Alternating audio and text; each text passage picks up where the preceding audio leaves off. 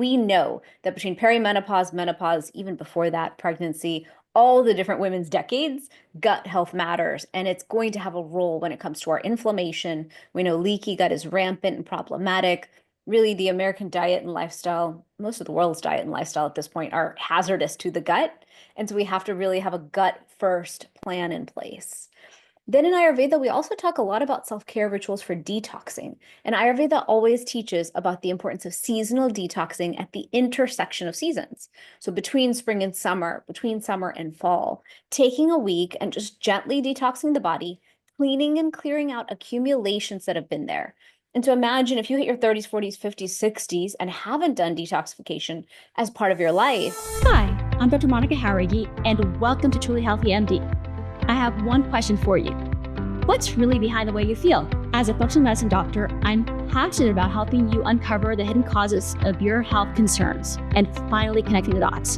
From balancing hormones to overcoming Lyme disease, boosting brain health, or just finding new ways to feel your best every day. This podcast is packed with insights and strategies to help you take control of your health and live fully. Ready to explore what's possible and be truly healthy? Hi, welcome to Truly Healthy MD podcast. Today I have the joy of having Dr. Shivani Gupta on my podcast. She is an Ayurvedic practitioner, an expert in fusing Eastern and Western practices that help our bodies achieve equilibrium. She completed her master's in Ayurvedic science and her PhD on turmeric. Inflammation is a root cause for many of our health issues. Every single one of my patients, and hopefully all my listeners understand this. And so I'm so happy to have her here so that we can talk about inflammation. So we do have the power to overcome it. Her passion is teaching at-home remedies to reduce inflammation naturally that will help you enjoy more energy, less brain fog, less pain, and ultimately achieve vibrant health. This conversation is going to be awesome today. Dr. Shivani Gupta has practiced Ayurvedic medicine for over 20 years, and her approach is to show you the tools in your toolkit so you can reach for them every time you need them. She is the founder of Fusionary Formulas, an Ayurvedic company that helps people with inflammation and pain. She has a website, she has a podcast, she has Facebook, she has Instagram, she has LinkedIn. She has free gifts that she gives people. She has a 7-day inflammation detox challenge. All of the links are going to be in the show notes so that you can learn from this amazing doctor that I'm so happy to have here today. So welcome to Truly Healthy MD podcast. Thank you. Thanks for having me. Amazing. I am so happy to get started. So the topic that we're going to talk about, obviously we're going to talk a ton about turmeric. I'm so excited to learn from you because this is something that I have recommended for, like, before I went into integrative medicine. Even when I was a conventional doctor, I was aware of some of its benefits. As I went into integrative and functional medicine, I learned more and more, and every day I learn more. So I think today is going to be super helpful for me and for our listeners to hear about some of what you know about turmeric. I'm sure it would take you days to explain, months, years to explain everything you know, but you'll break it down in a way that we can all understand.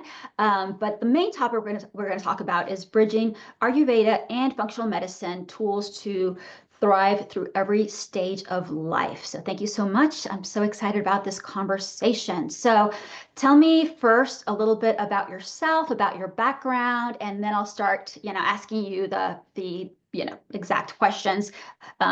Obviously, I told your bio, but just, give us a little intro to help warm us up to this conversation. Sure. So I grew up in America, an immigrant kid, like so many of us, and I grew up eating the typical American lifestyle. Like I ate fast food, did all my activities. Every time I got sick, my parents would take me to the pediatrician. And back then, in the 80s, they would just give you a prescription for antibiotics because you had a cold and you wanted to get over it. And simultaneously, I would also travel to India every year with my parents to go see my grandparents and my cousins. And when I got sick in India, my grandma would reach for her spice cabinet and she'd use turmeric and ginger and different spices every time to fix my stomach or to fix my body. And I always thought, who's right? Like these are two very opposite systems. Oh, yeah. how are they both winning, but they're so different? I don't even understand this. And fast forward through high school, through college, I used to get sick often. And what I didn't realize was I was a very chronic, heavy antibiotic user. And back then, we did not have a conversation about gut microbiome, gut health, and probiotics. And so it took until my college years till I was traveling through India. I got disastrously sick. They thought I would need to be hospitalized. And as I was there, I looked at the doctor and I said, you know what? Enough is enough. Can you drop down that antibiotic? I can't have you guys explode my gut anymore. And I don't Mhm. want 12 drugs for symptoms. And you didn't even tell me a probiotic. Like, what is this? And I looked at my parents and I said, we need to go look at this thing called Ayurveda. We're in India. It's all about yoga and Ayurveda. And I went on this quest and this journey just to figure out, like, could this help me? And I was able to heal my own gut, build a robust immune system, feel amazing and vibrant again, and not like a person without a defense system in place. And as I studied Ayurveda at each center around India, at the guru's feet, I realized, wow, this is an ancient wisdom. It's pretty complex. But if someone would just simplify it and pull all the golden treasures out of it and bring it to the West, then we could use it and apply it. And fast forward now, 20 years later, I study and love functional medicine. I work alongside incredible functional medicine practitioners who are the best investigators for our health. And so I love that functional medicine is actually going to figure out what's wrong, give you a deep analysis of what went wrong and what we need to adjust. And then Ayurveda is the perfect lifestyle to place alongside functional medicine to help hold all those results. Because if we go back to our old habits, we're going to cause that inflammation and cause all those problems again. And so I find Ayurveda is this beautiful, it's a system of health and healing and medicine, but it's also a lifestyle that you can apply to yourself to systematically, consistently reduce inflammation and thus feel better. That is amazing. I love it, love it. And I know that my listeners are also on the same page. That's the reason that they come to us. So I'm a medical doctor and I was in conventional medicine and I did not know how to integrate these things either. And it's my mission to educate people about bridging that gap. So you are exactly the type of person that I love having on my podcast to help do that, to help bridge that gap. It's Yeah, this is going to be such a good talk. So um, that being said, let's get down to the getting healthcare. So I wish there were more men that were trying to get healthcare because they really need it, but it is what it is. Women are better at getting healthcare. um, Women's hormones are a lot of things that I help women with. A lot of women right now are understanding that there's so much that we can do as practitioners to help them. So, can you talk to me a little bit about the Ayurvedic principles to help women navigate hormonal changes, for example, menopause, more effectively? Absolutely. So Ayurveda is really like this older wise woman in your life. In Ayurveda, we always had the village doctor, the village wise woman who people went to who would say, "Look, there's always tools in the toolkit that you can use to shift things." And so some of the big Ayurvedic pillars that we use for health are circadian rhythm. The circadian clock comes from Ayurveda. So this idea that we need to live in rhythm with nature and not defy nature's clock is a key piece to women's health because we as women already know that we live according to cycles. We have our monthly cycle. We've had it throughout our life until that transition point of menopause. And so paying attention to cycles even after menopause is still important. But leading up to menopause, perimenopause phase, which is where I'm at, I'm 44. At this age, I find we have to triple down on the self-care rituals from Ayurveda because we've got to live on that clock if we want to stay healthy and balanced. So we teach a lot around circadian clock. We also teach about gut health and digestive fire. And we know that between perimenopause, menopause, even before that, pregnancy, all the different women's decades, gut health matters. And it's going to have a role when it comes to our inflammation. We know leaky gut is rampant and problematic. Really, the American diet and lifestyle, most of the world's diet and lifestyle at this point are hazardous to the gut. And so we have to really have a gut first plan in place. Then in Ayurveda, we also talk a lot about self-care rituals for detoxing. And Ayurveda always teaches about the importance of seasonal detoxing at the intersection of seasons. So between spring and summer, between summer and fall, taking a week and just gently detoxing the body, cleaning and clearing out accumulations that have been there.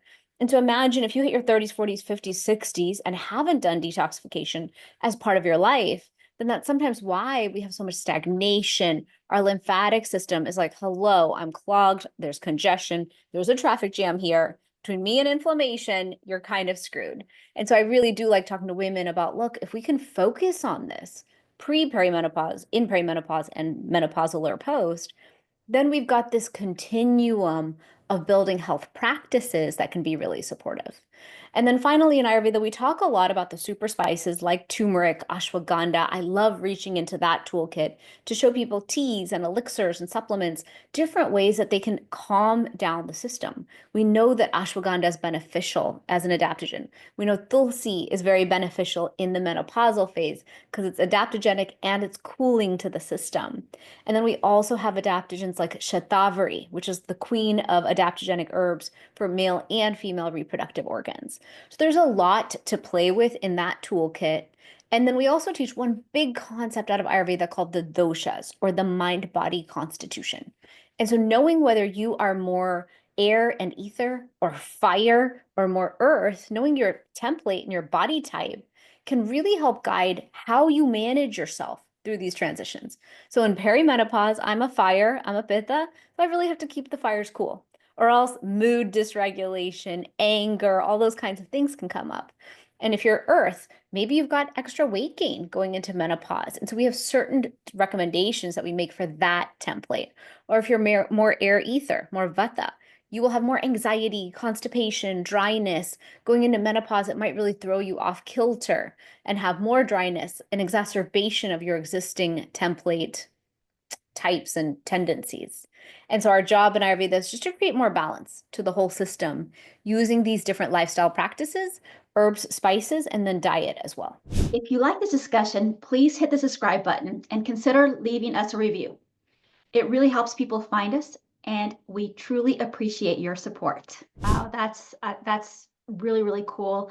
And it's such a timely conversation. I know that just like you, when you were growing up, we're trying to find things that worked, that wasn't just Western, just just what you got from your grandmother. So many of our patients, so many people in our country and around the world are trying to figure that out too. And so people like you that can come explain this to us is a conversation that is so valuable to so many people. So I'm loving absolutely everything that I'm hearing. So yeah, absolutely. Women's hormones are such a huge topic, something that a lot of women need help with. I'm also 44, so I'm going through that too, and I see that struggle in my friends, in my patients. So this is something that is such an important topic. You touched a little bit on the gut. Can you tell me a little bit more about what the healthy gut, how that plays in Ayurvedic and functional medicine, how that improves overall vitality? Can we go a little bit deeper in that, please?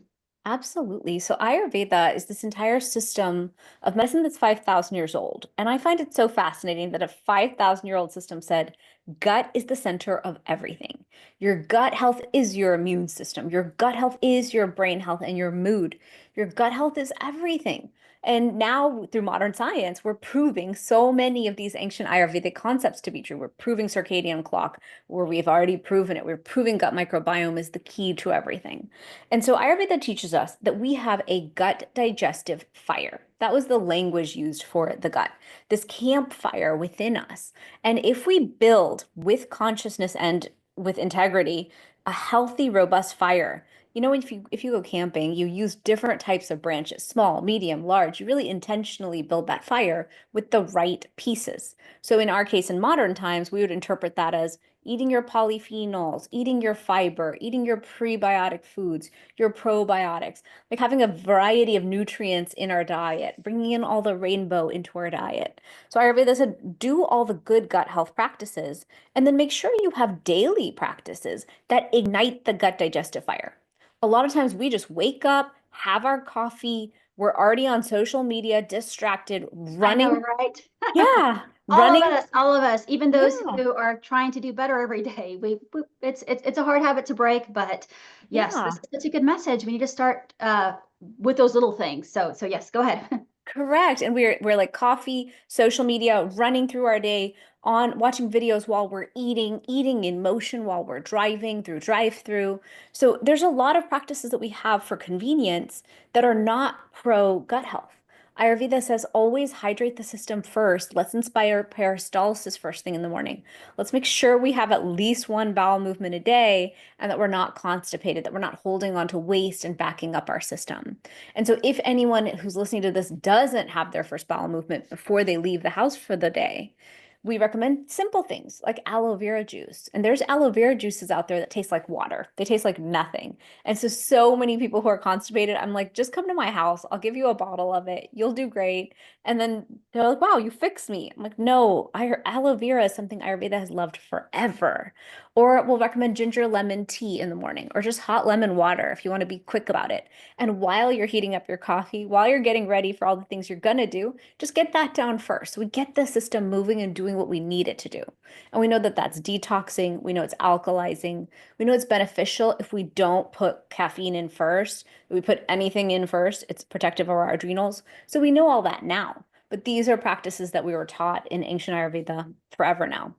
Then when you go through your day, we recommend 3 square meals a day. I know that can be here or there based on your fasting schedule and what you're doing, but we like people to have a breakfast where they're intentionally eating something healthy, something robust, something that involves nutrient density.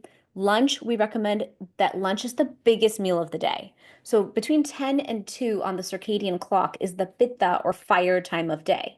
And so we recommend that in that window, you eat your biggest meal, that you're most supported by the sun highest in the sky to digest your most hard to digest ingredients. So if you're going to have salads, hemp seeds, nuts, all these kinds of things, that's your best window to absorb the nutrition out of that. And then fast forward into dinner, we actually recommend dinner smaller because you want that gut digestive fire to open up, process and assimilate the nutrition from each meal, give you all that nutrient density into your system, and then close and let the fire rest. We're not meant to nibble and snack all day. We're not meant to take water and drink huge glasses of cold ice water before a meal. That's like pouring ice water on a fire. That'll shut down your fire. So we recommend, okay, if you're going to get to a restaurant and they offer that, say, no, no, no, no, thank you. Can I just have a cup of hot water? Maybe sip a little hot water, ignite the fire, and then have the meal. And then we recommend that small dinner so that it's easy to digest. Digestion finishes by about 7, 7:30, 8 latest. And then you have those 2 hours. Everything's digested and fully done before 10 to 2, again on the circadian clock, which is when we want the body to use all of its fiery energy to clean inflammation out, cleanse the lymphatic system, the glymphatic system. We want that fire to switch over and have a completely different person, called a completely different job called detoxification. And so that's a big piece of gut health is timing. It's how you eat. It's when you eat. It's not just what you eat. We all have a lot of opinions right now about diet. Ayurveda definitely has a diet. It's called the Sattvic diet. I would relate it more closely to Mediterranean diet. And we're all about eating according to your circadian clock, according to your dosha constitution, and according to the seasons around you. But I don't worry about that as much as when are we eating and how are we focusing on hydration and eating throughout our day. Fatigue, brain fog, mood swings, weight gain. If you're a woman in your 40s to 70s, you've probably been told that it's just aging. But what if it's not? At trulyhealthymd.com, we look deeper. Hormones, nervous system health, hidden toxicities. You're not broken. You just need a doctor who really listens. Visit trulyhealthymd.com and book a consultation today. It's time to feel like your real self again.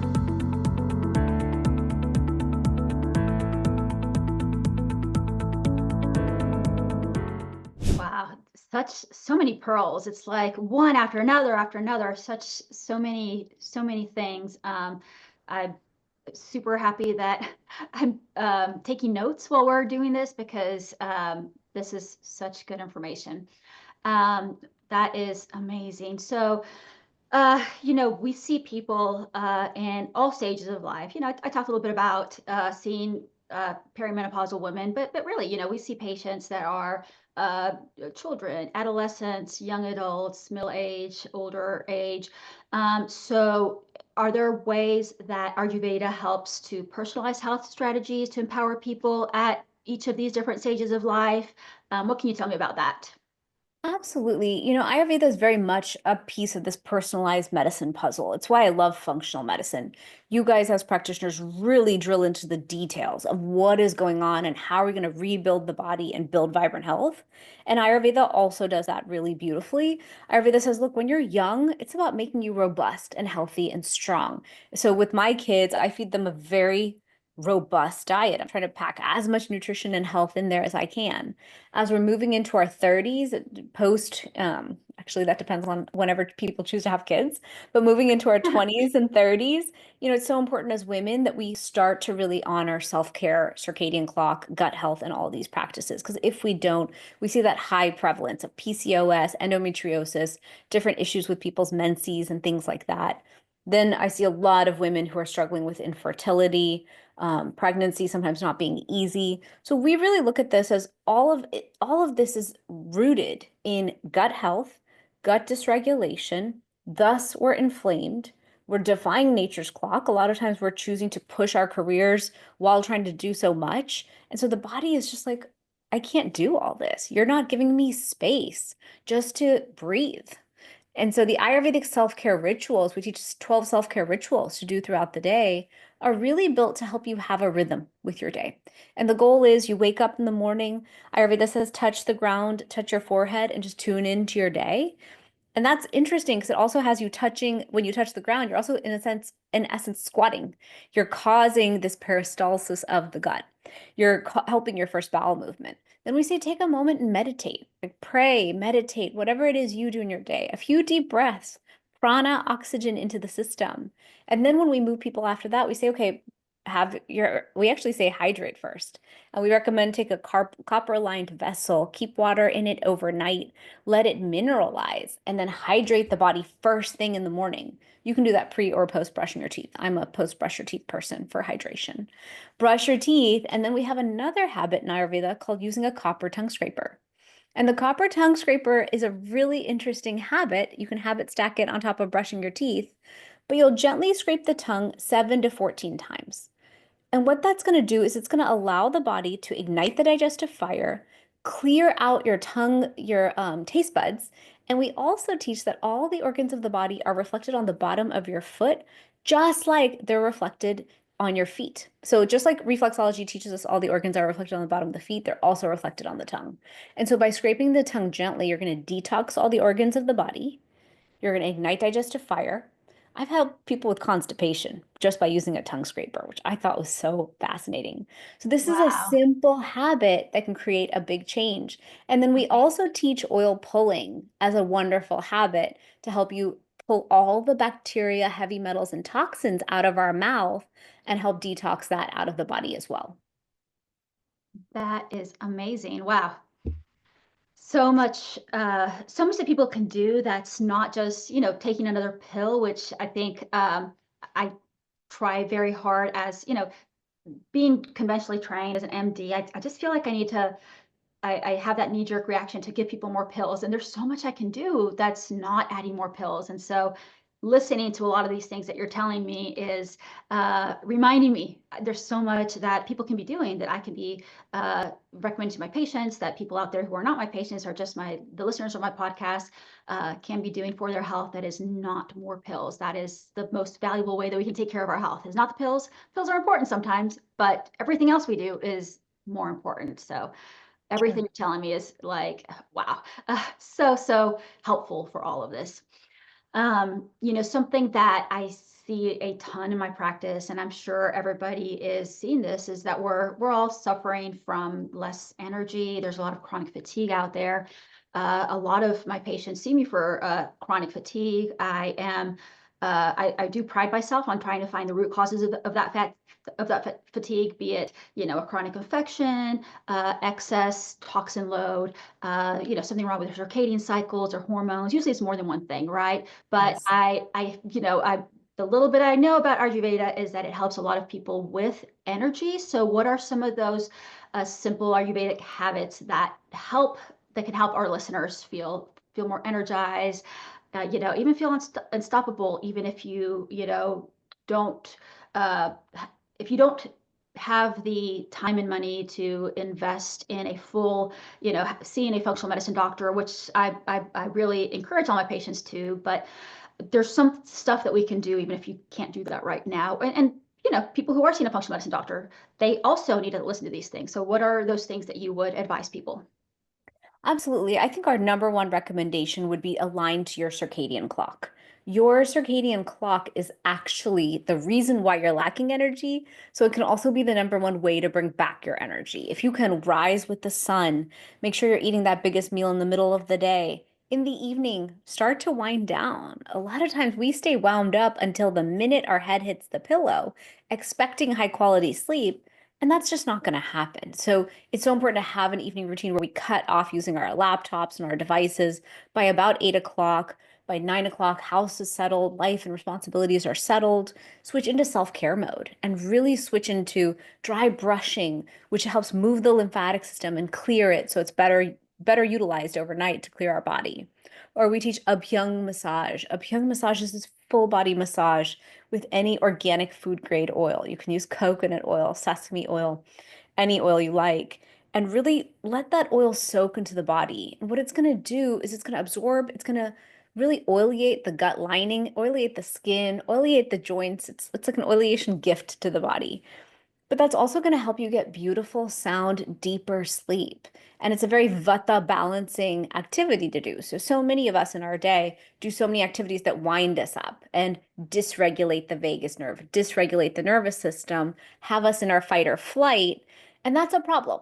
And so by switching into the self-care mode for that last hour of the day, we're going to settle the nervous system, set us up for a better detox overnight, and support the body in rejuvenating. Because the problem is we're not letting the body repair overnight. We're literally hitting bedtime at full speed, expecting beautiful quality sleep, and then waking up tired. And then we keep staying in our cycles of extra caffeine, extra sugar, extra carbs, whatever it is we can use to keep us going through. So that would be Ayurveda's number one recommendation. Number two is to really follow these self-care rituals that help gently detox the body daily, because a lot of that toxic burden just from living modern day life is the problem.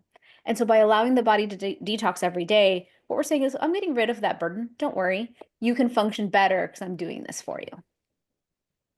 Excellent. Things that, sound simple, but they give us so much when we actually implement them correctly.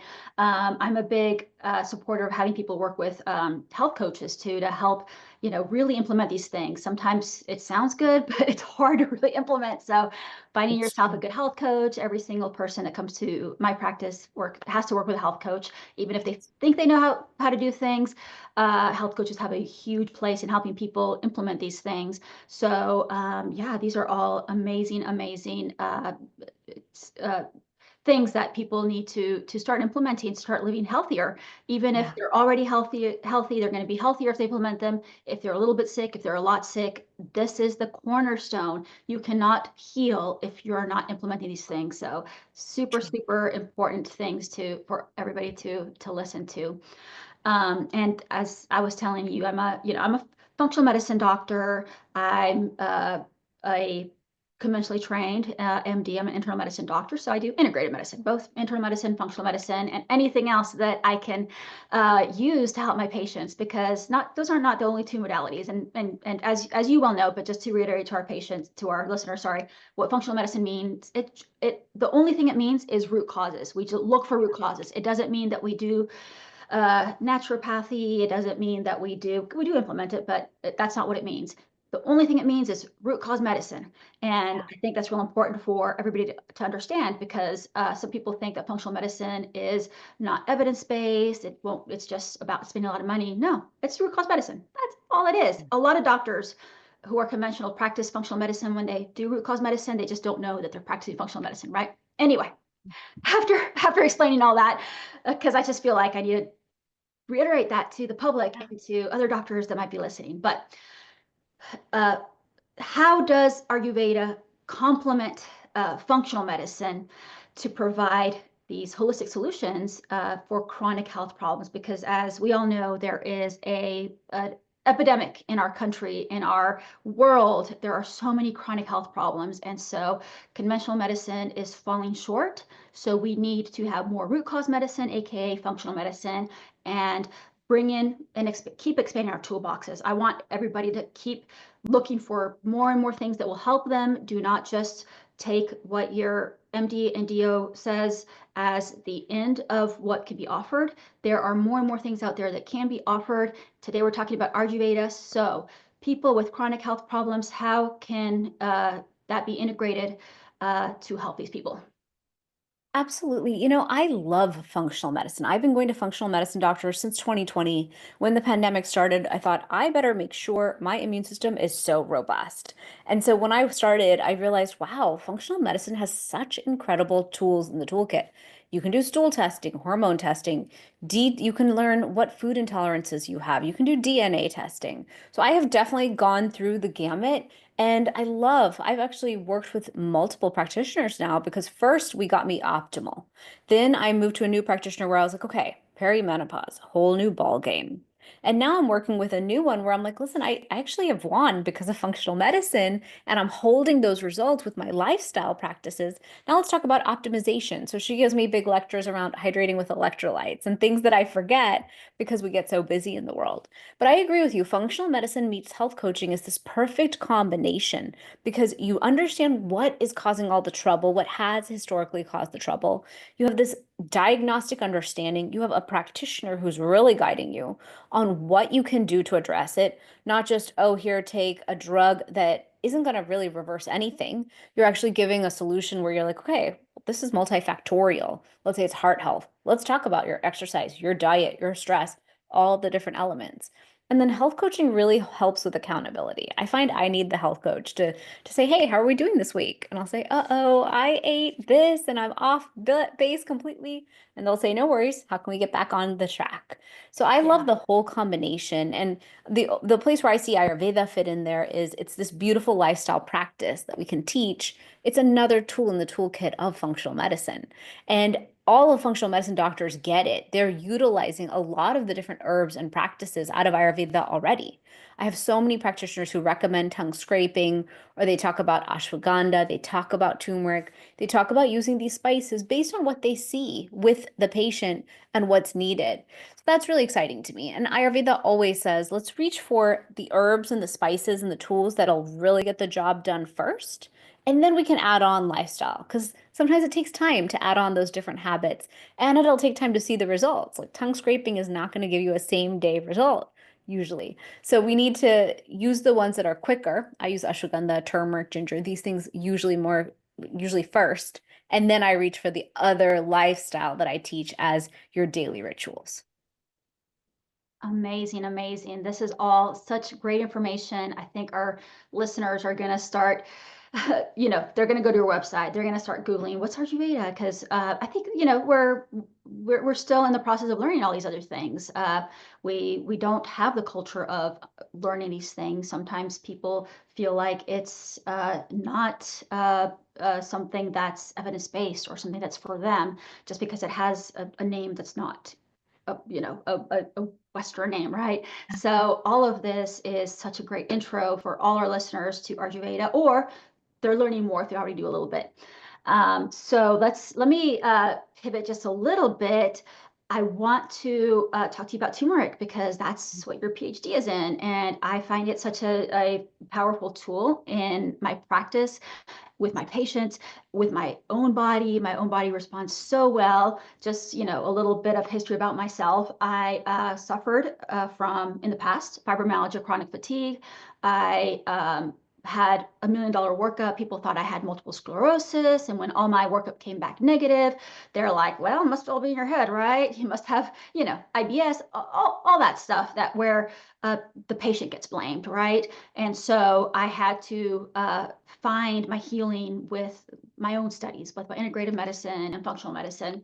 And now I I really don't have fibromyalgia. I don't have chronic fatigue. Yes, I do feel the symptoms when I overexert myself. I want to do everything. I'm a mom, a physician.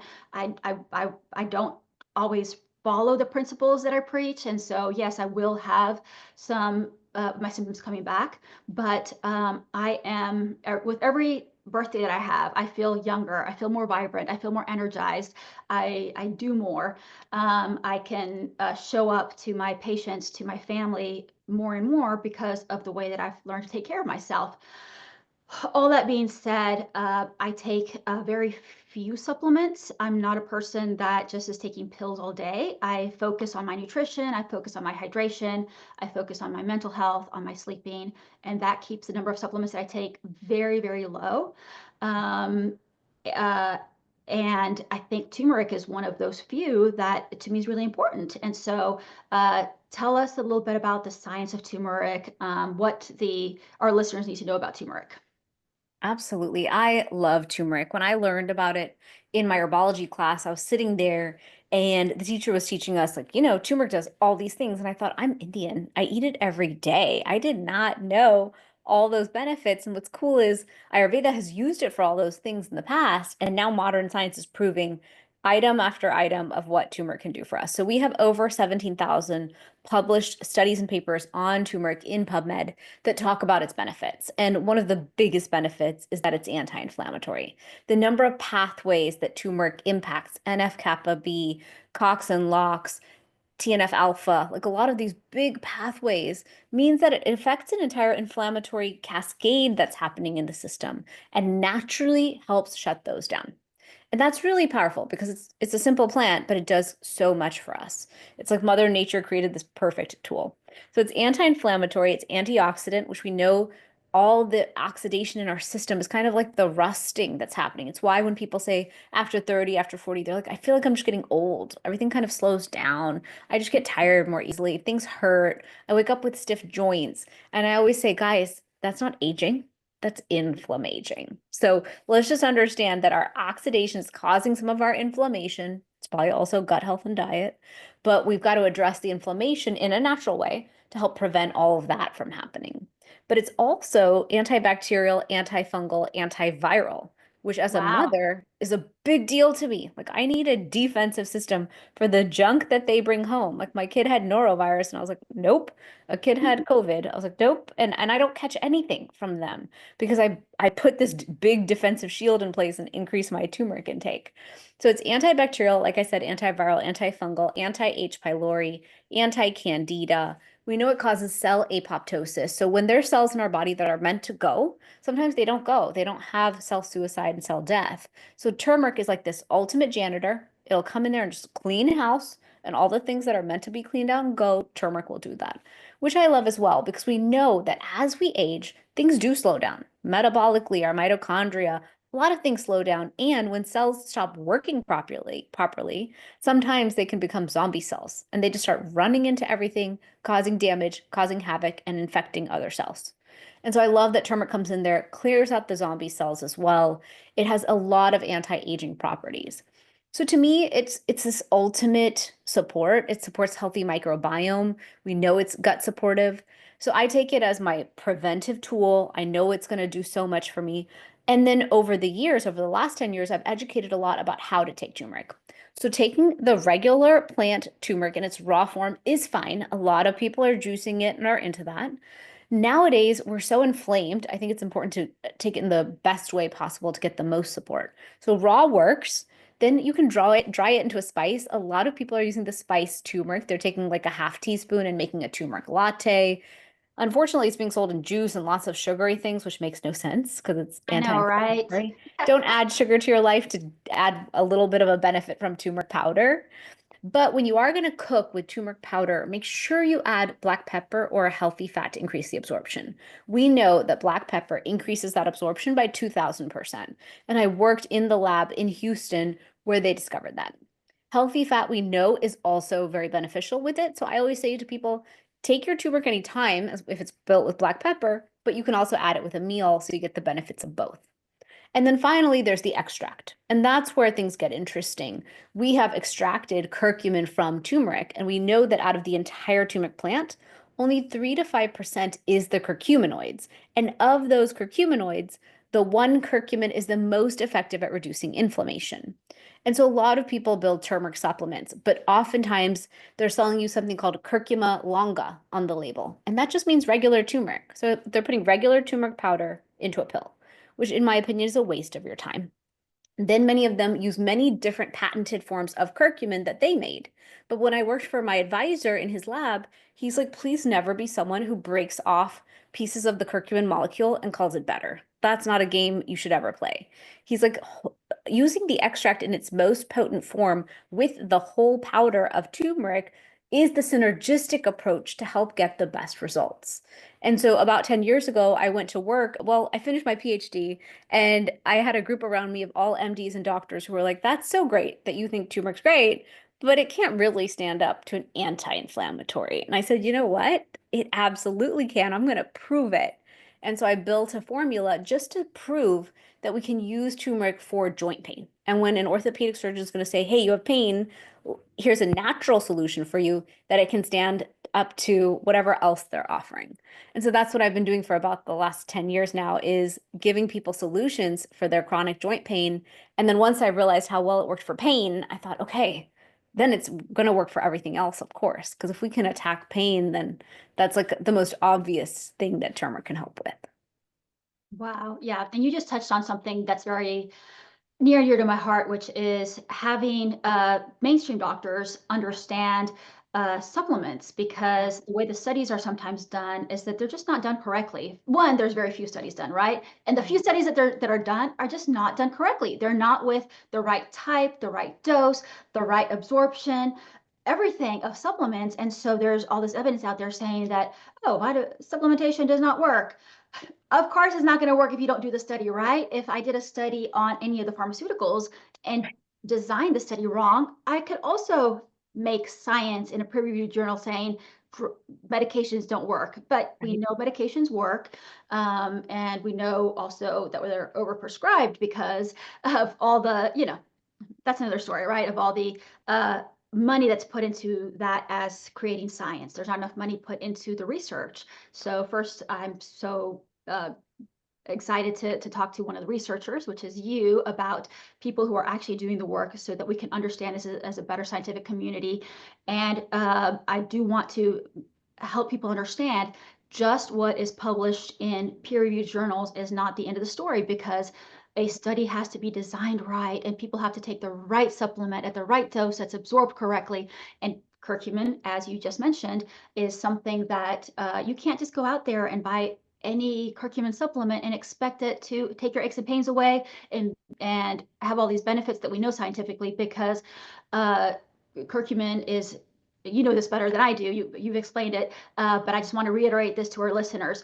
Curcumin is not easily absorbed. It's not that simple. Just go buy any turmeric out there and it'll work. No, we have to understand the science behind it. So we need researchers like you to do the research and then come and educate all of us, the public, the MDs, the DOs, everybody else, all the practitioners, NPs, PAs, chiropractors, everybody that's recommending these things to our public. And so that to me is so important, so that people understand that yes, there is science behind it, but you have to understand how the science is researched and published in order for people to benefit from it. True, very true. I think there's so much application for turmeric into Western medicine, because we know that when we're going to so many different subspecialties, a lot of what they're saying is you're inflamed. They're diagnosing you as something itis. And so my point to my doctors is, look, offer your solution. You know your solutions work. Offer turmeric as the adjunct solution, just the additional one.